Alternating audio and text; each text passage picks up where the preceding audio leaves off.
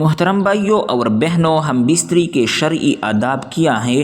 شرعی تقاضا پورا کرنے کی نہایت ضروری آداب ہم بستری سے پہلے کیا کرنا ضروری ہیں۔ ہم بستری کرنے کے بعد والے ضروری کام۔ محترم بھائیوں اور بہنوں، جو آدمی نفس کی خواہش پوری کرتا ہے اس کا دل سخت ہو جاتا ہے، سوائے ہم بستری کے کہ یہ دل کو صاف کرتا ہے، اور اس لیے انبیاء کرام نے کیا ہے۔ دوران مباشرت اگر مرد کا انزال جلد ہو جاتا ہو تو اسے چاہیے کہ چند زیادہ کایا کرے۔ لقمان حکیم۔ مباشرت کے دوران مرد کا عضو ڈھیلا ہو جاتا ہو تو اسے چاہیے کہ مباشرت سے پہلے کچھ دیر سو جایا کرے، یعنی نیند پوری کر کے مباشرت کیا کرے۔ محترم بھائیوں اور بہنوں، پہلے ہم بات کر لیتے ہیں کہ شرعی تقاضا پورا کرنے سے پہلے، یعنی ہم بستری سے پہلے کیا کرنا ضروری ہے۔ سمجھداری کا تقاضا یہی ہے کہ عورت کو چاہیے کہ دو الگ الگ مگر صاف کپڑے اپنے پاس رکھے۔ جب اس کا شوہر مجامعت سے فارغ ہو جائے تو ایک کپڑا اسے تما دے جس سے وہ اپنی صفائی کر سکے، پھر عورت دوسرے کپڑے سے اپنی صفائی خود کرے۔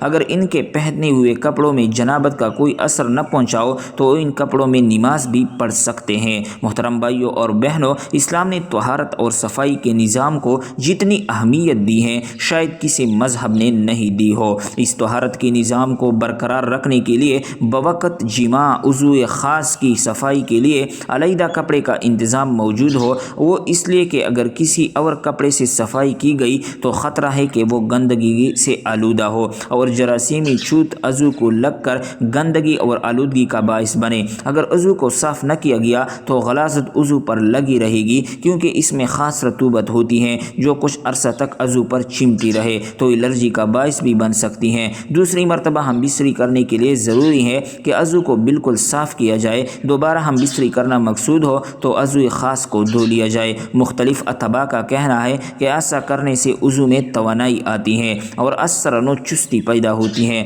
دراصل ہم بستری سے قبل عضو مخصوص میں سختی نہ ہونا اس بات کی علامت ہے کہ عضو مخصوص میں دوران خون تو ہے، لیکن صرف اس کی تندرستی برقرار رکھنے کے لیے۔ لیکن جب ہم بستری کا خیال پیدا ہوتا ہے تو خون بکثرت عضو مخصوص کی شریانوں میں پھیل کر اسے پھیلا دیتا ہے اور اسے سخت کر دیتا ہے۔ چونکہ دوران خون کی زیادتی کی وجہ سے عضو مخصوص کی حرارت بڑھ جاتی ہے اور بڑھی ہوئی حرارت منی کو پتلا کر دیتی ہے، اس لیے ایک ہم بستری کے کچھ وقفے کے بعد عضو کو دھو لیا جائے تاکہ حرارت معتدل ہو جاتی ہے اور سرعت انزال نہیں ہوگی، وقفہ بڑھے گا اور لذت بھی برقرار رہے گی۔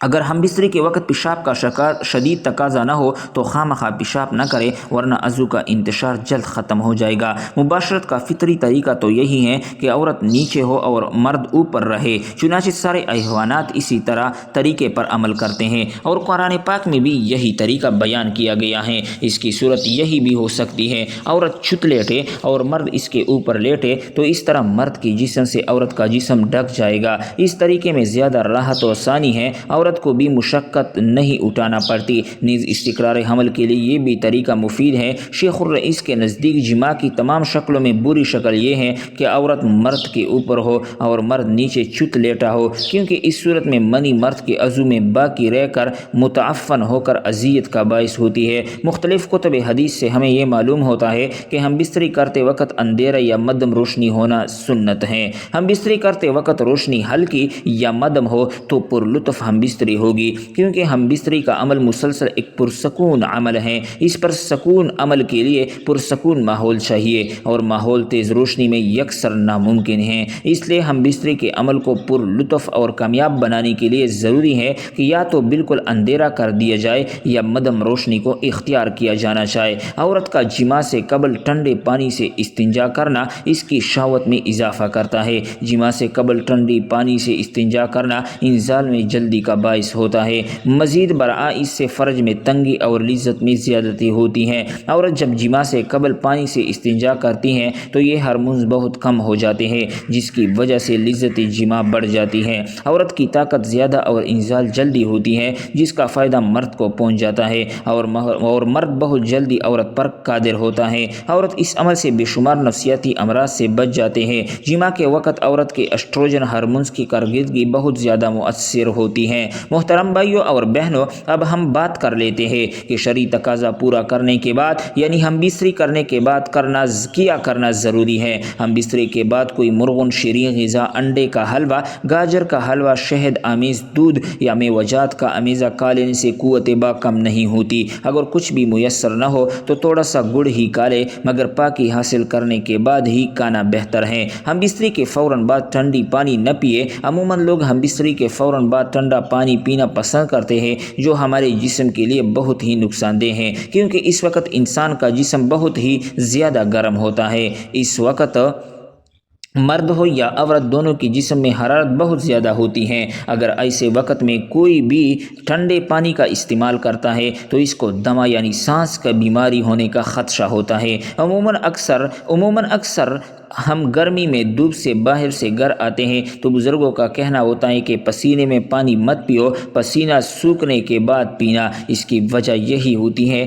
کہ اس وقت ہمارا جسم گرم بہت زیادہ ہوتا ہے اور ٹھنڈا پانی ہمارے لیے سخت نقصان دہ ہوتا ہے۔ ہم بستری کے بعد ایک ہی کپڑے کا استعمال نہ کریں۔ عموماً میاں بیوی ہم بستری کے فوراً بعد ایک ہی کپڑے سے نجاست یعنی منی کو صاف کر لیتے ہیں، جس کی وجہ سے ایک دوسرے کی نجاست یعنی منی لگ جاتی ہے، جس سے بیماریوں کا اندیشہ مثلاً الرجی وغیرہ ہو سکتی ہے اور آپس میں نفرت پیدا ہونے کا امکان ہوتا ہے۔ ہم بستری کے فوراً بعد اپنی شرمگاہ کو ٹھنڈے پانی سے نہ دھوئے۔ عموماً لوگ ہم بستری کے فوراً بعد واش روم جا کر شرمگاہ کو ٹھنڈے پانی سے دھو لیتے ہیں۔ ایسا نہیں کرنا چاہیے، کیونکہ اس وقت ہمارا جسم بہت گرم ہوتا ہے اور اس کی وجہ سے نسیں پھٹنے کا اندیشہ ہوتا ہے۔ بلکہ بہت سارے حکماء کے مطابق ہم بستری کے فوراً بعد شرمگاہ پر ٹھنڈا پانی ڈالنے سے نامردی کا اندیشہ بھی ہو سکتا ہے۔ ہاں، جب آپ کا جسم نارمل ہو جائے تو اس وقت آپ شرمگاہ دھو لیں تو اس میں کوئی حرج نہیں۔ ہم بستری کرنے کے فوراً بعد پیشاب کرنے مت جائے۔ کچھ خواتین کا کہنا ہے کہ ہمارا حمل نہیں ٹھہرتا،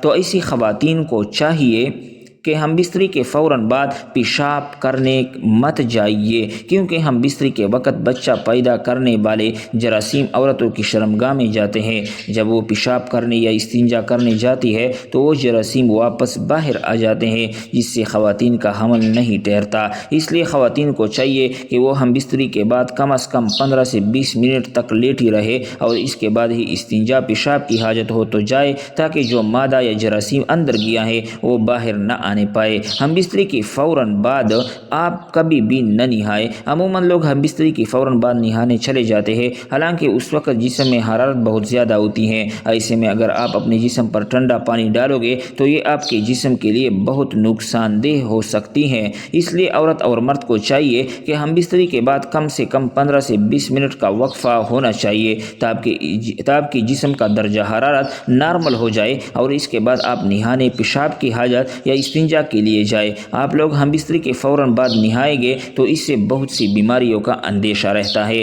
ناظرین، اس طرح بہترین معلوماتی ویڈیو کے لیے اسلامک انفارمیشن، اسلامک واقعات، مارل سٹوری، ایموشنل سٹوری، اقوال زرین، بہترین ٹپس اور ٹوٹکوں کے لیے ہمارے چینل کو ضرور سبسکرائب کریں، ساتھ میں گھنٹی کو دبائے رکھیں تاکہ ہماری ہر نئی ویڈیو آپ کو بر وقت پہنچ سکے۔ نئی ویڈیو تک اجازت دیجیے۔ اللہ حافظ۔